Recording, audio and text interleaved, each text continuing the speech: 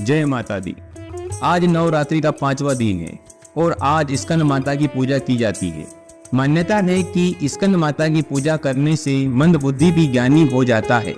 स्कंद कुमार यानी स्वामी कार्तिकेय की माता होने के कारण उन्हें स्कंद माता नाम कहा जाता है। स्कंद माता की गोद में उनके पुत्र स्कंद शोभायमान है। स्कंद माता को माँ दुर्गा का ममतामयी रूप माना गया है। ऐसा माना जाता है नवरात्र में माँ के इस रूप की पूजा करने से माँ संतान सुख का आशीर्वाद देती है।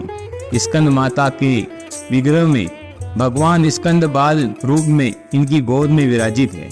देवी की 4 भुजाएं हैं। ये दाई तरफ की ओर ऊपर वाली भुजा से स्कंद को गोद में लिए है और नीचे वाली भुजा में कमल का पुष्प सुशोभित है। बाई तरफ ऊपर वाली भुजा में वरद मुद्रा में है और नीचे वाली भुजा में कमल पुष्प है।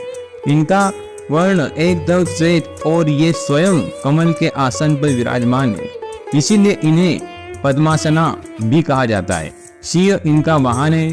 शास्त्रों में स्कंद माता की पूजा का महत्व कुछ इस प्रकार बताया गया है कि इनकी उपासना से भक्त की सारी इच्छाएं पूर्ण हो जाती है, भक्त को मोक्ष मिलता है। सूर्य मंडल की अधिष्ठात्री देवी होने के कारण इनका उपासक अलौकिक तेज और कांति प्राप्त करता है। पौराणिक कथा के अनुसार एक राक्षस था जिसका नाम तारकासुर था। उसने ब्रह्मा जी को प्रसन्न करने के लिए कठोर तपस्या की। उनकी कठोर तपस्या देख ब्रह्मा जी बेहद प्रसन्न हो गए।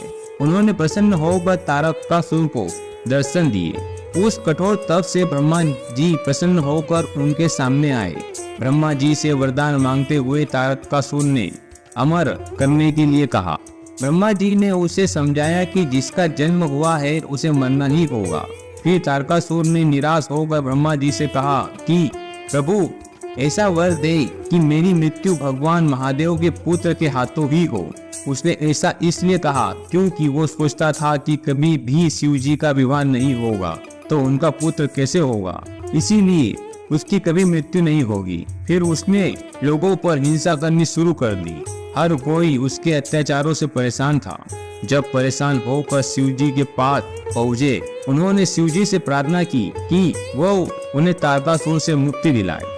तब शिव ने पार्वती से विवाह किया और कार्तिकेय के पिता बने। बड़े होने के बाद कार्तिकेय ने तारकासुर का वध किया। स्कंद माता कार्तिकेय की माता है।